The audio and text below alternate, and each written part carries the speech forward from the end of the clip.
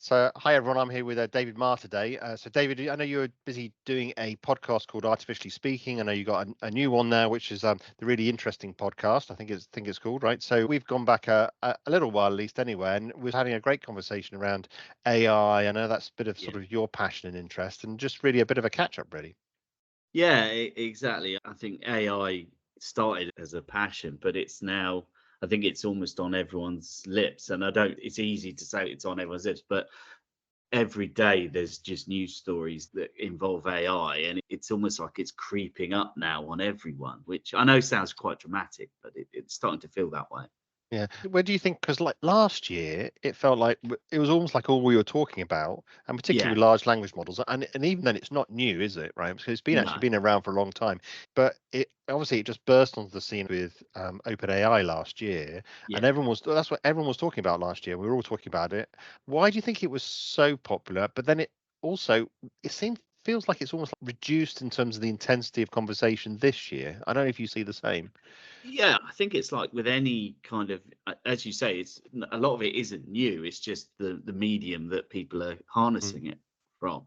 And I suppose with ChatGPT and then whatever Google Gemini was called before, it's given people the kind of the tool to play around with and then do something with. And I suppose the way I've seen it is that people have been trying to utilize that or find how they could harness it.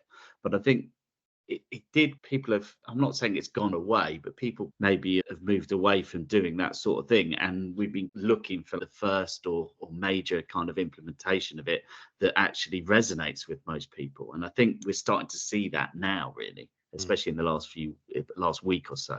I suppose some of it was almost like a consumer-led product, and we could all do Yeah. it. So all of a sudden, Yeah. it's like complex things that could only be done using coding before. Like all of a sudden, we could all do it. We could like keyboard warriors coming up with Yeah, usually like exactly. translating everything in the style of Shakespeare, Yeah. or well, I'd like my policy written in the style of rap or something like that. I Yes. mean, it's like Exactly. because we all had fun doing it, but I suppose then almost like the novelty wears off, doesn't it? And you get to the how do you get the real use cases sitting in the background, which is a little bit more complex, no doubt. Yeah, and that, I think you've summarized what I was struggling to there. People were playing with it, and there was, and even like I was looking at some of the startups that have raised funds in Mm, the last 12 months. Some of them are dabbling with different ideas, and they've managed to raise funds to try and take it through to a product. But they're still, I don't know, they're trying to find market fit. But the big story for me that's made this all seem real, if we call it that, was Klarna announcing last week that mm, they're now using AI to do the job of 700 people. mm, Now, they were quite open about what they were doing. I'm not in, it's mainly for customer support and dealing with issues, problems with like kind of where payments have gone awry or anything like that for their mm, customers. I don't know how many people Klarna would really be have or would mm. have in place dealing with that sort of thing, but they must know that it's carrying out the function of 700 people. One of the stats they were pushing around was that a human doing the role would fix something in 15 minutes on average, Mm. whereas AI can do it in 2 minutes. Yeah. So that kind of, that's that making it seem real and actually have some sort of business usage. Yeah. Do you think that's any different from just automation anyway? You go back to, I think let's go back to 50 years ago, let's say, and like, Yeah, and everything was based on paper. You go down to your bank branch, and everything would be based on it was just shuffling papers around. You have your own file, wouldn't you, actually sitting yeah, on the shelf? And what's happened is that's gradually been computerized, and now if you even look at call centers have gone from being like thousands to being hundreds in the yeah. space of what 20 years. Do you think it's any different than just automation is anyway? We're presenting it something new, but maybe it's not. I agree. It's a bit like as well. Like I was chatting to someone else about this. It's like a bit like like outsourcing or offshoring of stuff. So say if you're moving, say, an accountancy function to India, uh, Mm, uh, I'm not saying it makes it more efficient. It just makes it cheaper on that regard. But it's mm, all what people might regard as progress. But I suppose where AI is changing it slightly is the speed at which it's bringing in this change. And I think, mm, I suppose that's the biggest issue, I think, for society, in that you're bringing in all this change, and you've always had problems with change anyway. But mm. I think it's just the size of the change that's coming and how quickly it potentially could be. implemented. Yeah. So I don't think it's any real different from automation, but it's just it's happening at such a faster rate, or it's going to happen at faster rate. Well, it's quite an interesting discussion, I suppose, in terms of like human beings have a certain rhythm, don't we? We wake up every day, we go to sleep at night. We're on this like daily, monthly, yearly kind of cycle, which is the rhythm of the earth to a certain extent. Exactly. And almost like the digital is almost the digital process is almost like operating on a different time scale altogether. They work 24 hours, they go into like microseconds, and they get even shorter time frames, right? And there's so much faster. And like as humans, we can't really keep up, I don't think. No, I don't think we can. But also going back to what I was saying, the impact of change. I think, as you say, we're creatures of habit, and I think change is just the big thing that humans just don't handle very well. I know there's always activity to try and improve that, but I just think if you increase the speed at which that changes happen, I think that's the biggest impact we're going to see in the short term with AI, because I just don't think we're, as a species, if we call it that, able to deal with it that well. What do you where do you think we go with it? So there's been a lot of discussion. I mean, promoters and detractors of particularly large language models. I think because of that the change readiness to a certain extent. On one hand, it's going to, if it gets connected into the physical infrastructure, it's going to cause all these problems in society. And then other people are like, it's just absolutely fantastic. I'm going to use it to basically do my washing at the weekend or whatever it is. Or sort of, basically means I don't have to do any work, write all my essays, mark all my essays, and I don't know. I can just sit back and watch Netflix. I don't know, but it's so. Where do you sit on that? Where do you sit on it from the discussions, I suppose, you had? What's going to be the impact? I think the impact is huge. And I know that sounds dramatic, but I think obviously that the impact, I think you have to look at it in two ways, really. The impact of the technology and the improvements it will bring. So there is positives there. It makes me sound like it's a doomed coming, but we're getting closer to the Terminator kind of model of we're going to be driven off this planet. But I suppose there is a lot of benefits to us with the AI technology coming in. I like one being, I think, medical and healthcare type benefits. I think we'll start to see in terms of analyzing health data and stuff. I think that's actually going to be big. But I suppose the biggest challenge is the other element of this. It goes back to people having to deal with this change. I think, and this is really just my perspective from speaking to different people through the podcast, but also other discussions I've had with others and seen AI being used day to day. It's the bit that worries me is just the human aspect of this, in that I just don't think the majority of the population are going to be able to handle the dramatic change that we may see over the next 5 to 10 years. And I think it will be that quick, some even quicker. I think it's going to unbalance the norms that we take for granted. It goes back to what you were saying about people having structure, following the natural rhythms of life. I think it's going to affect people that I think most people regard that there's not many jobs for life anymore, but I think they assume they're going to have some sort of job stability. But I think in some professions and some jobs, AI will have quite a dramatic effect, and it could lead to more redundancies in a short amount of time than I think we're estimating. And that's the bit that's going to cause the big impact, I think. And I suppose if you look at the Industrial Revolution, if you look at the digital revolution, if you look at like even the internet, the web revolution that kind of happened, each one of these has resulted in there being a big change in terms of who was employed, what kind of jobs there were. You just wonder if it's the same thing going to happen. But I think what was interesting with those was there were some people who did just incredibly well. So I remember when I was young, I wish I'd become a game designer. I used to love programming in BASIC and like my ZX81 or ZX Spectrum, and I could handle that. But then it's just accelerated in the early days of the web with HTML, and it's just accelerated to be much more complex. And if you don't keep up, or if you're not in it, then you fall behind to a certain extent. And you just wonder if like the people who did keep up, like Bill Gates, like Steve Jobs, they did very well for themselves, you could say. But there was a whole slew of people who didn't keep up and they fell by the wayside. And I just wonder if the same thing is going to happen again with large language models. Like we're at the ground floor. If you keep up, then there could be fantastic opportunities. And if you're in for that change, if you're not, then that's where there's a danger you can fall behind, really. We're going to get two-speed society. Yeah, massively. But I think where this is going to have, and again, this is my personal view, it's not necessarily what others are thinking. The way I compare it to is if you think like in the 70s and 80s when we had the decline in mining, and obviously it was accelerated with the mines being closed and stuff.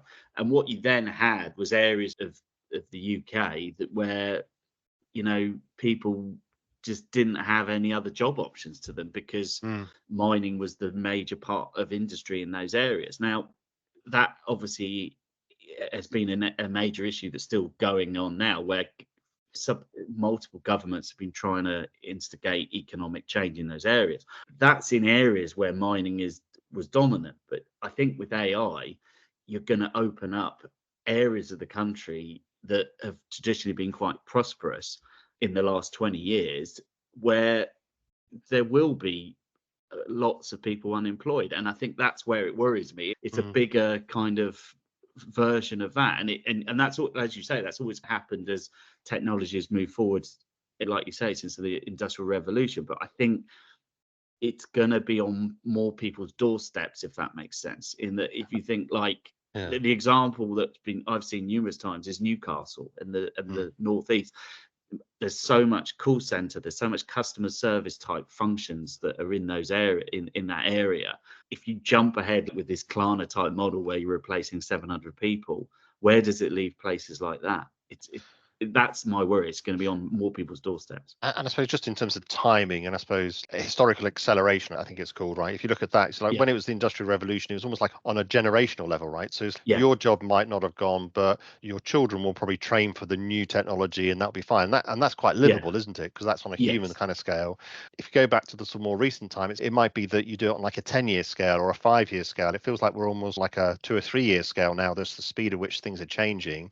But if it gets even faster than that, it's almost like it's developing faster than you can keep up as a human being in terms of retraining and those kind of things. Yeah, exactly. That's what I'm seeing. That's what I'm seeing is that, and also what I'm predicting is that the ability to change and obviously the pace of that change is what's going to envelop, that's going to come over us. And that's and as you said, like there will be winners and there'll be losers in that. But my concern is that we're not just talking winners as in like they're running multi-billion-dollar corporations that've made lots of money. You're then bringing that down to the Joe Public, you or I kind of thing. In the survival of the fittest in the job world is going to be hitting every sort of market there is at some point anyway. That's the big concern I have, really.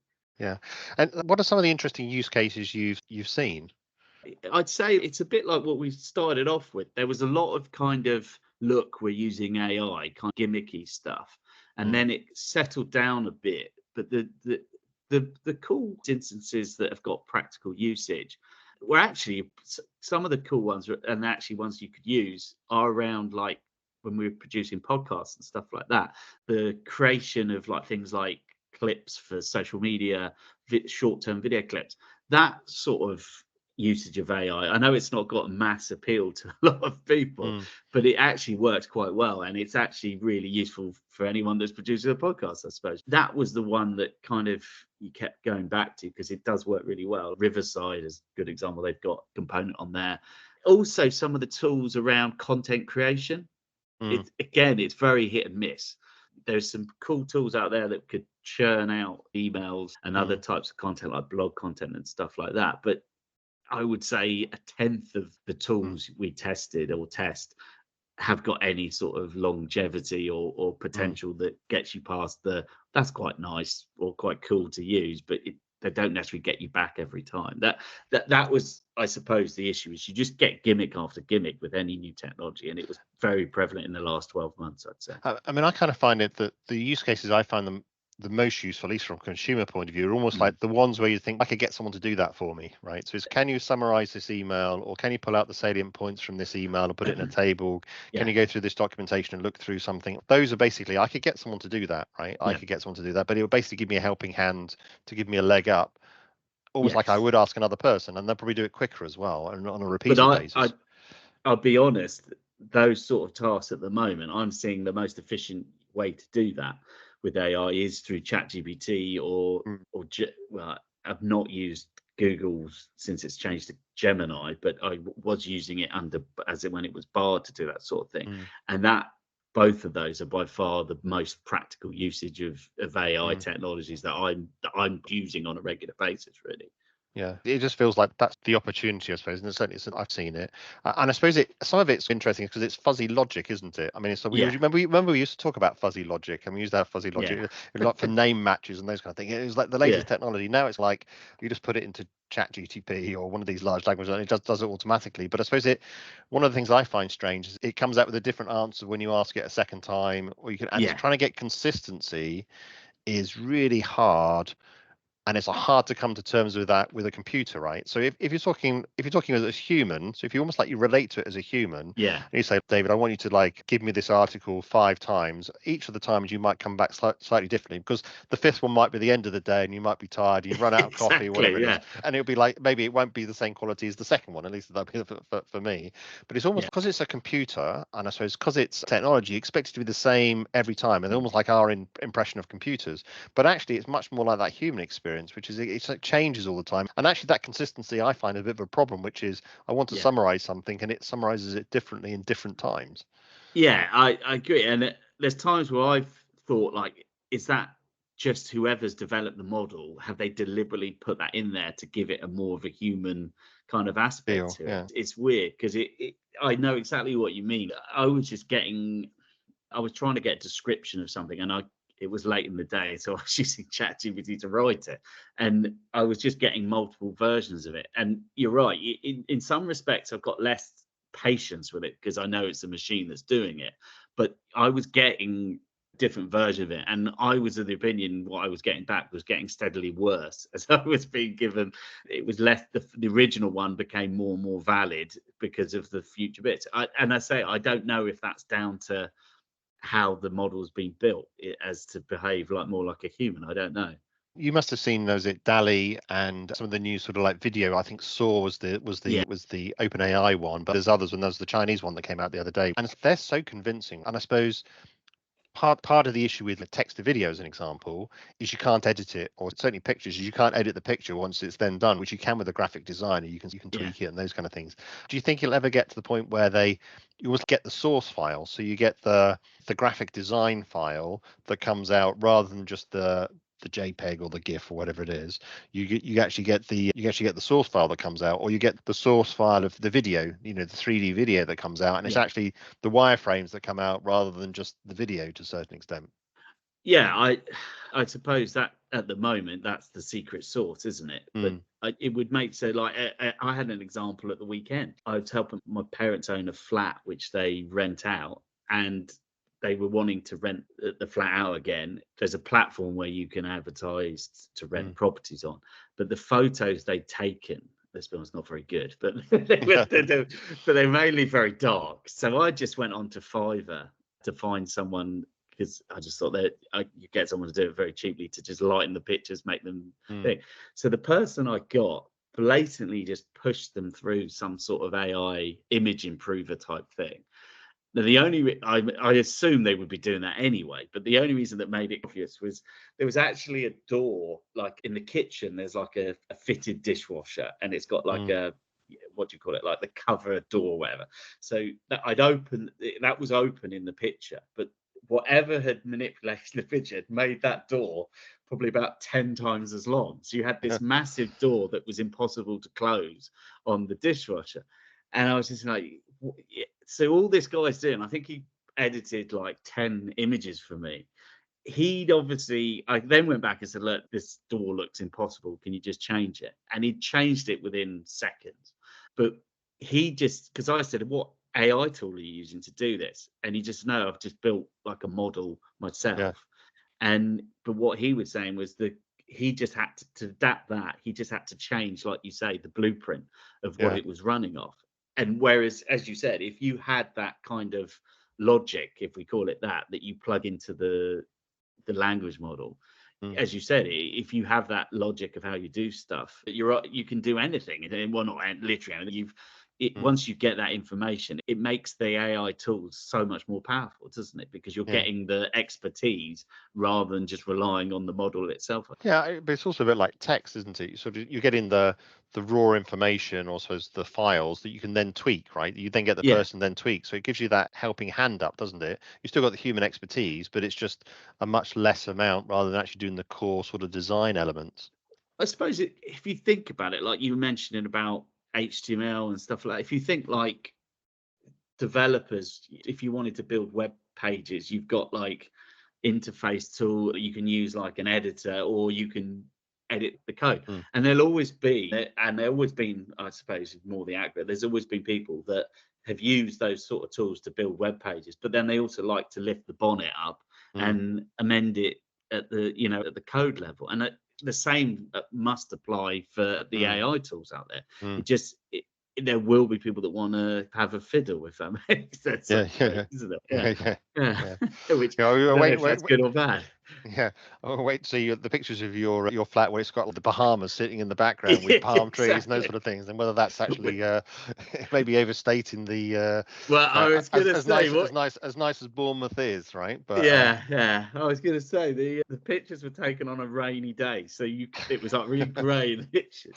And once he'd finished with it, it was like blue sky and everything like that. And I was just thinking the bit that kind of gave it away was that you could see he couldn't get the water off like the windows, so you yeah, could see that there was potential rain there. But well, it's like every mini series TV show made in the UK for export, isn't it? yeah, It's like a different country. It's sunny. yeah, yeah. when, When's this happening? Yeah, yeah, when 3 days a year, yeah. all the filming happens. Yeah, yeah, good. I was going Good. to add to that as well, and joking aside, but it's got quite serious. Is with what's happening with Google in terms Mm, of, like we were saying about who builds the model and what biases they have and stuff like that. That's probably the one threat, but Google have their model seems to be causing absolute havoc. I don't know if you've seen some of the things that Oh, they've been having the problems. bias stuff is almost like, yeah, there's been bias one way they tried to correct for, and then it was causing other issues. And Yeah, it also felt like it was just feeding into everyone seems upset about everything. And so it's kind of yes, everyone's. whatever you do is people seem to be upset by. So they can't win really to a certain extent. But Yeah, I agree. They're in a very difficult position. You're upset at some people with this, and then you'll upset other people with the changes you make. It's a crazy situation, and yeah, I think I get that they're. I'm not saying they're panicking, but they obviously what tools are out there now is the next. They're not there yet, but is the big threat to the cash cow of search revenue, isn't it?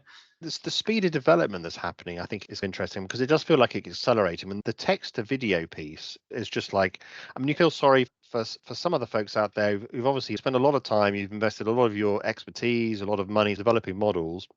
Yeah, And it just feels like the speed of acceleration in some markets just feels like it's just like they're just getting leapfrogged. yeah. You've not been doing it for 6 months. You've got a world leading product, and then you just get leapfrogged by someone else. And I just wonder how much AI is being used to generate more AI, and are we getting almost like this acceleration effect, almost like within the AI community as well? It's self-reinforcing, and it's getting faster and faster, and getting better and better. And we're almost like saying, "Oh, I can never do that," but it does because it's on a different timescale than we actually work on.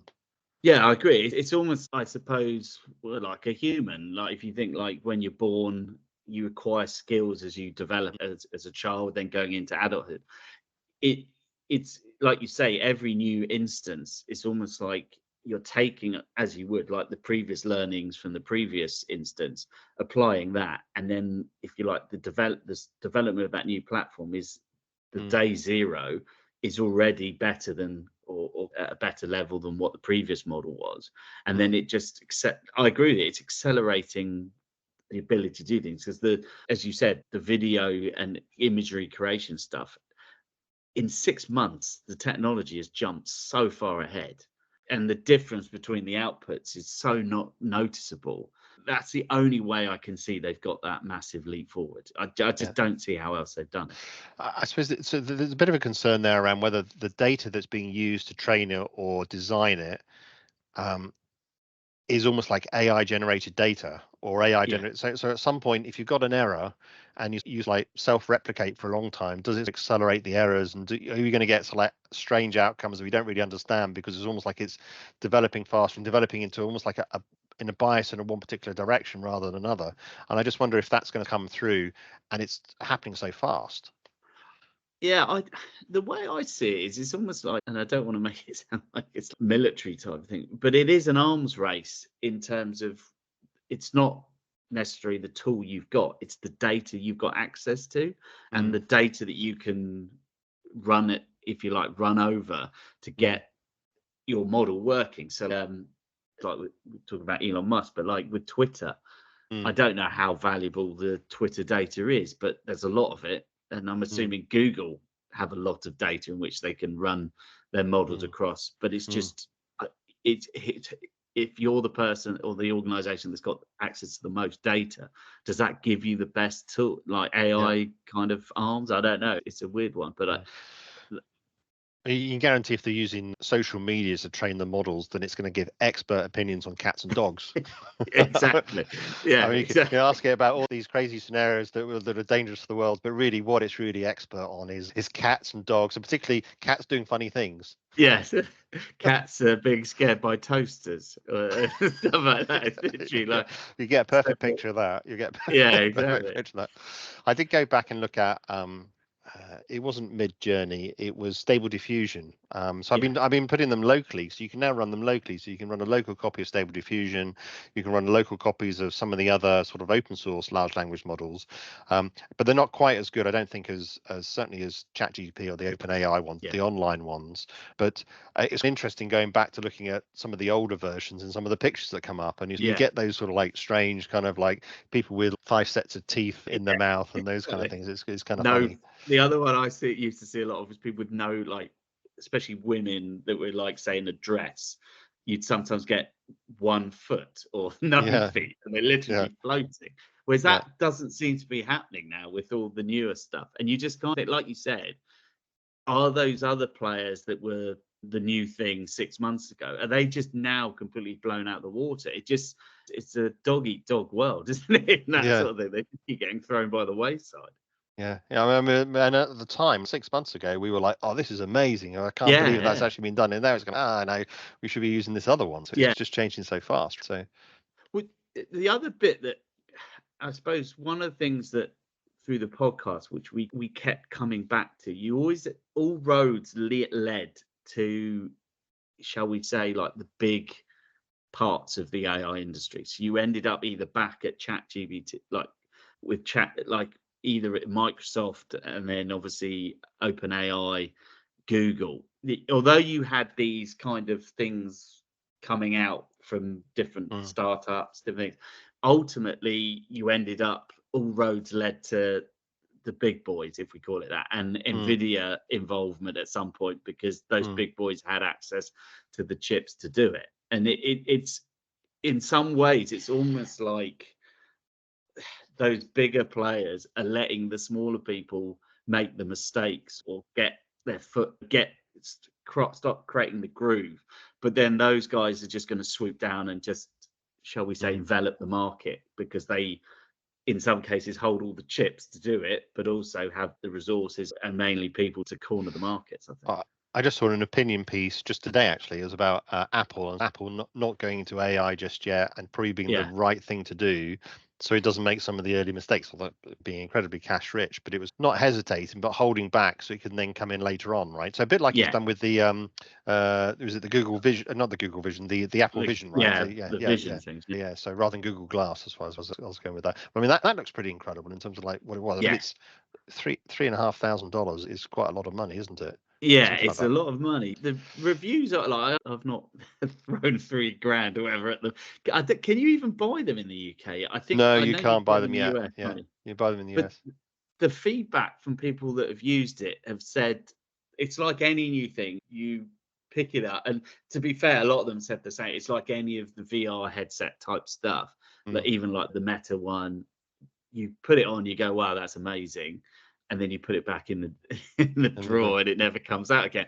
But what they were saying with the Apple one was it's really impressive. and actually you could see, like, it's like any Apple product. It's the first version has got bits that probably need to be improved, but one guy I saw, he said it doesn't need that much doing to it. Like the headset looks bulky, but when you've got it on, doesn't really seem that bulky. Watching a film, they said, is amazing on it, because you're literally, it's like sitting in a cinema, but you're watching it in your, wherever you watch it. So you could be on the bus, you could be on a plane or whatever. But the other bit that they've all said, every other interview says, they can see, and this is obviously what will get it over the bump of getting it out there, people can see where you'd actually use it in a business context. So like the examples they were saying were things like, if you're sitting at a desk and you're working on different things, it's a lot easier than working with big screens in front of you. Even like practical, if you're using your hands type jobs. So one of the examples was like, they were showing like people working in like those greenhouses that grow like crops all year round and stuff like that. If you're cultivating stuff like that and you need multiple bits of data, or you need to have information down, it's literally in front of you. And they said it is impressive. Have you seen it? What have people you've seen? I've not seen it live. Did think one of the reviews I watched was the guy was playing table tennis with it. And I thought that's pretty impressive. Yeah. I like the idea of having it, if you get an 8-hour battery life and you can sit on the plane.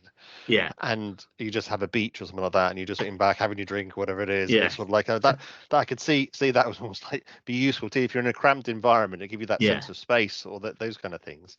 The other thing I think linked to VR will be interesting is if you create these almost like VR environments, like 3D worlds, or a film that's almost rendered in 3D, and you could stand at any point in the scene like you can in a video game. That'd be a different type of film that you'd never seen before. It's like photorealistic. You could be at any point of the scene itself and observe what was going on, and almost move around from different points of view. That'd be interesting. Yeah, and then randomly, one of the people I heard reviewing it had that same comparison point. And a point of what they thought was the most interesting with it, they were saying was that, as much as that sounds pie in the sky, we're not actually that far away from this. And the example they gave was like Star Wars. So they said, imagine if you were I don't mind Star Wars. I've watched most films, but like you said, let's just take the original one, or episode 4, or 3, or whatever it is. But the first Rogue One. Yeah, the first one came out in historical terms. So he said, if you think the beginning bit, like you see the ship that Prince Leia's on and the Emperor come after it. He said, just imagine if you took the perspective so you would get the perspective of what it is, Darth Vader come on. But he said, just imagine with a device like that, you could be one of the people firing at the stormtroopers. You could be one of the stormtroopers. You could also be like on the bridge of the ship. What the hell is all that noise kind of thing? Yeah. And so what he'd done was you're sitting down there in the canteen, just having your pie and chips. What's going on? Oh, it's the Empire invading. And that's the example. He didn't say it on that ship, but the example he gave was you could have the perspective of working on the Death Star and as a very low rank working in the HR department or something like that. But what he was saying was the technology to do that is there. And he said there's this tool that they've been using for the more recent Star Wars films where you can build the environment and you can build out what the actors are then placed into. Now, he said it's not a massive leap to use the AI to generate the actors and what they're going through. The problem is at the moment is legally they can't do that because of what's been agreed with all the different acting unions and the writers unions.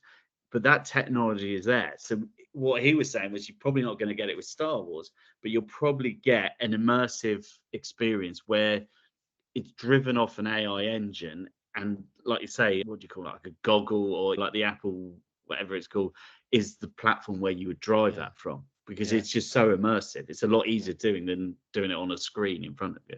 Yeah, just like I don't know, it'd be like a couple of days, but 24 hours. Was it 24? Remember that? It was just like 24, but and all happens in a building, but so you can contain it. But then and there's like multiple storylines you can follow and just experience the same day, a bit like Groundhog Day. Yeah, exactly. The other one which I've seen, which again it's more, it's not the technology isn't there, it is, but it's just from a legal standpoint, it's just very difficult to do. Is the way I refer to it is almost like AI generated karaoke. So what you can do is you can get to, say, if you think like traditional karaoke, someone's murdering a song, reading off a screen. But technically speaking, someone could be singing a song. The AI technology can then actually take their voice, improve it, and actually bring it into line with what an artist would actually sound like, and then also incorporate them into, say, a music video or like the famous music video. The issue is you can't get agreement from the artists or the record companies to do it, but the technology is there, and it's just it's a bit like you were saying, you're almost creating the story that you sit in, but you have different perspectives on it. The technology is there, but it's just our legal frameworks of what's holding it back. You do wonder if an artist it's going to be art that does it first to a certain extent. Yeah. I can't get beyond the Star Wars, the Death Star HR department as you're talking there, and they're like, you got to bring Darth Vader in again. Darth Vader, you've got to stop doing that. You got to stop doing that. Yeah. We've had another complaint. You strangled them. Is this right? You really got to stop doing it. It's causing us problems. And then you can guess what he then starts to do. But that's what I mean. If you think this is the scary bit to some degree, if you think the Star Wars universe or whatever they call it, there is so many plot lines and potential stuff that's not been explored that is just open to kind of interpretation. That if you can generate your own stories, that's going to be one of the first places where they're going to want to do it. But then Walt Disney aren't going to go, okay, you can create your own. It's a bit like those books you used to get, like where it says, if you want to go down this and turn to page thing. That's what you're going to get to, but on a lot grander scale, I suppose. Yeah. So tell us a bit about the new podcast. I know you widened it from being just about AI and those kind of things. What's the reason to do that, the decision around doing that? And then what kind of things are you exploring now? So I suppose the decision was, and I think I hinted a little bit earlier, in that me and Simon that do the podcast, we kind of start, there's all roads lead to the big boys kind of thing, but also there was a lot of gimmicky stuff that was just coming out that's just in effect clicky type clickbait. We've done this kind of thing, so we said actually we don't want to confine ourselves just to the AI piece, because as I said, there was a lot of repeating of things and you ended up back at the same points. So we wanted to broaden it out a bit to cover more topics. So one of the things that we were struggling with was a lot of the people we were speaking to in the AI world of things fitted into two categories: real innovators that were doing something, and then shysters that were literally just trying to cash in, and there was really no AI coming. And you can filter them out, but the problem was basing the whole podcast just on that. It just drains you. I'll be honest on that front. So what we wanted to do was expand out our focus. So we've expanded it really to three main areas. So one, if we say over a week period, we would do, like normally on a Monday, we do like interviews with interesting people. So we expanded it out to just people with stories to tell in that regard. But we also picked up on exciting or interesting news stories that some are AI, some business related, really whatever kind of took our fancy. And then on if you'd say the Wednesday, we talk about more business focused stuff. Again, this was mainly just down to feedback we had from a lot of our listeners. They wanted a bit more variety. So the business talks about, we get guests that talk about new businesses they've started, business ideas we discuss, things like that. And then finally, we wrap up the week with like something for the weekend on a Friday where we talk about new things. So we review. Can be pretty diverse. It could be like new films, TV. It could even be, we've got the episode going out this week where I think we talk about upcoming it's not so much a review, but it's been what's been happening in the world of professional darts. So it's quite a diverse range of topics. So that's where the really interesting podcast kind of bit ironic, but we touch upon anything of interest, really. I mean, that whole market, the whole podcast market, is super competitive at the moment. Yeah. There's so much content out there, and I think trying to keep it fresh is always the challenge, it seems. And you're right, there's a lot of like large podcasts that are out there that are really using more like traditional media and traditional like big names, really as it's more of a large media type approach, which you got a headline name that then basically draws people in, right? So it's difficult. It's difficult these days, right? Yeah, exactly. The way I look at it is you need to create content unless you're, as you say, unless you're some media star already and you'll bring your following into it.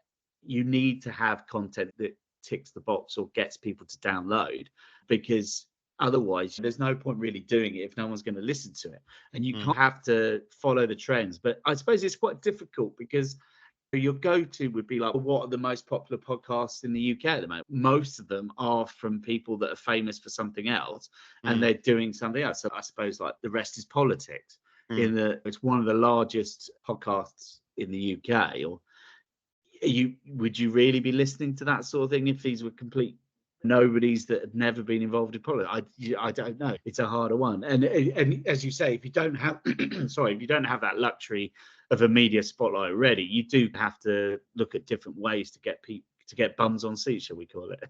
I think also if you're always looking at the common topic though, or then you end up being quite, my fear is it ends up being quite, you become the lowest common denominator to a certain extent, and so you become the same as everyone else. So yes, it's mathematically or looking at the statistics is probably the right things to focus on, but you're not necessarily doing something different that's actually interesting. So actually the ones I quite enjoy tend to be the ones that are, I really like the ones where people are doing something really well and doing something that is probably a little bit unique, maybe in things that I would like to do that I don't have the time to do, I don't have the money to do, or those kind of those are the ones I watch, or the ones I listen to, at least anyway. And it's like, how do you and that's quite a nice niche, isn't it, to be in, because we can probably all got something that we can probably offer that's probably a little bit unique, and it's maybe the audience is as big, but it's a good place to start.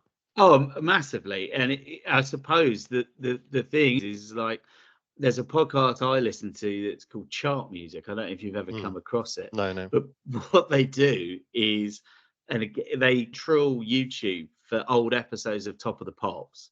And then they bring in old journalists that work for like NME, Melody Maker and stuff like that. Smash and hits. They review, exactly. And they review the episode and they talk about the artist, which on paper sounds like it's not going to be very good. But the episodes run for 3 or 4 hours long. But how long was Top of the Pops in its heyday? Probably like 30 minutes around that. Exactly. So they talk about. So what they do is to say, I don't know. And bear in mind, they go mainly, most of the episodes are from the 70s, 80s, and then you get the odd one from like when it was in its death spiral kind of thing. But you'll get like a journalist that worked on Melody Maker that's on there that was so say like the last one I listened to was from the mid 90s, and they were talking about like what his experience was interviewing like Oasis, because they were one of the guests. But the guy that presents it, he writes like background knowledge on every artist. They also do things like what was on TV that night when Top of the Pops. If you think, it must take him. Like, where do you even find that stuff out? When do you even? I don't know. What was on TV on the 3rd of March, 1975? Maybe there is an archive somewhere. I don't know. But he does. So he goes through like. So he tells you like what was on, and I suppose it was a little bit easier then because you had only 4 channels or 3 channels for some of them, or even 2 channels on one bit of it. But they tell you like, and it brought back memories of things like they mentioned Open University, which I don't think I think anyone under the age of about probably 38 probably doesn't remember. Not on TV. Just remember like guys in like with beards in like brown jumpers doing stuff on Saturday mornings on BBC 2. And then the other bit was like TV, like channels closing down for the night. And also some of the, I don't remember this as much actually, because I was probably at school, but like TV channels shutting down in the day, like Channel 4, which seems Channel 4 only used to come on in the evening, didn't it? It was like at 5 o'clock. And it used to start with Countdown, didn't it? Yeah. Countdown. Crazy. Yeah. And it's just like, you forget about this. And it's just like nuts. But like the amount of work that person puts into it. Like, I don't have a month to write for like solid days to Mm. write an episode for a podcast. It's nuts. But like you say, when you find those unique sort of stuff, that you'll keep listening. That's the thing. But what I tend to find is that the ones that are done by like larger names, they lose a bit of steam. Like, I suppose they start with a big bang and then it tails off a bit. But I suppose like the rest of politics stuff that's still ticking along a bit. But I think that just might be because they're making that much money out of it. But Yeah. it's kind of, yeah, I don't know. It's a weird one. I do think that YouTube, I mean, podcasting to a lesser extent, but YouTube in particular is just changing TV to a certain extent. Massively, I get yeah. most of my news probably from social media. That was a discussion the other day with us young people. I'm not a young person, but it's just like it's so much quicker. But then also then TV, outside of Netflix or some of those other things, like, but YouTube and some of the online is just is so easy to consume, and you get these niche kind of content Yeah. that that you wouldn't get elsewhere, right? So niche science content or those kind Yeah. of things, and maybe it doesn't have the big production values, but it's pretty good these days. Oh, it's brilliant. But also, it Mm. isn't just the niche providers. If you think like as well, I was looking at, when was was it last week? SpaceX did a launch. Mm. And obviously, actually, to be fair to them, they're pumping out on, I don't know if they still put it on YouTube, but it's all on Twitter or X or whatever. But Mm. like the production values for that is obviously through the roof. But Mm. that isn't going out on terrestrial or Yeah. subscription TV. But it just gives you a reason to watch that sort of content, because yeah, it's just I suppose why I bring up the SpaceX stuff is really just it's reinvigorated people watching space launches. I know that Mm. it wasn't massively happening that much for a Mm. while, and then it's come back with a Mm. vengeance. But I remember you only really ever heard about a space launch if it went wrong, which is a sad Mm. thing to say. Yeah. Whereas now on these other media platforms, it seems to have invigorated, given it a shot in the Especially arm. watching it land is just pretty cool, Yeah, isn't it's it? Yeah. impressive, isn't it? Yeah, it's pretty cool. Yeah. David, I know we're almost up for time anyway. We'll put links into your podcasts in Brilliant. the in the descriptions. But David, thanks very much for making the time. No, I know we're thank also you. at time, and we could have chatted for even longer anyway. So Yeah, yeah. I'm going to go and go down to the Death Star canteen now and Yeah. get some food for lunch. So Just watch out. There might be some Darth Vader types in there, so just be careful. good stuff. Thanks very much.